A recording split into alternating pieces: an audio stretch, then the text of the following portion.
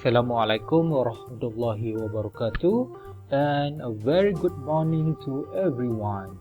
Good morning to all Wan Mutiara students. Selamat pagi kepada semua murid-murid Satu Mutiara. I hope you are ready to learn English with Mr. Fizri. Okay, diharap semua telah bersedia dan bersemangat untuk belajar bahasa Inggeris bersama Mr. Fizri. Okay, today is Sunday. Sunday, Sunday, and today is 1st August 2021. Okay, 1 hari bulan Ogos 2021. Hari ini dah masuk 1 hari bulan 8. Okay, bulan kita dah tukar bulan Ogos. And before we start, I want to remind you, please eat healthy food. Okay, please eat fruits and vegetables. Saya nak pesan supaya murid-murid kena makan banyak buah-buahan dan sayur-sayuran supaya badan sihat dan otak pun menjadi bijak. Okay, today I want to teach you how to read. Okay, hari ini kita nak belajar membaca. Okay, dengar dan bercakap, listening and speaking.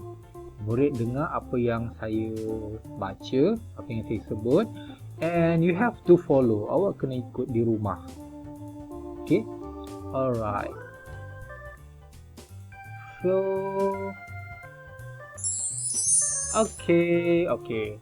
Ayat yang kita nak belajar adalah I've got. Okay, cuba ikut. I've got bermaksud saya ada. I've got, saya ada. Okay, number 1, sandwich. I've got a sandwich. I've got a sandwich. Okay, cuba ikut. I've got a sandwich.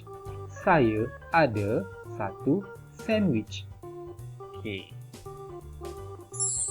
Next.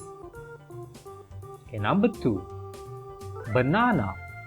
I've got a banana. I've got a banana. Okay, please follow me. Sila ikut di rumah. I've got a banana. Saya ada satu pisang. Okay, number 3. Pizza. I've got pizza. I've got pizza. Okay, please follow me. Sila ikut di rumah. I've got pizza. Saya ada pizza. Okay, next kita nak belajar ayat I haven't got. I haven't got. Okay, sila ikut. I haven't got. Saya tiada ataupun saya tak ada. Okay. Number 4. Cake. I haven't got a cake. I haven't got a cake. Okay, please follow me. Sila ikut di rumah. I haven't got a cake. Saya tak ada cake. Okay, carrot. Number 5. I haven't got a carrot. I haven't got a carrot. Okay, please follow me. Sila ikut di rumah. I haven't got a carrot. Saya tak ada carrot, tak ada lobak. Okay, next. Okay, what is this? This is a sausage. I haven't got a sausage. I haven't got a sausage. Okay, please follow me. Sila ikut. I haven't got a sausage. Saya tak ada sausage. Okay, next.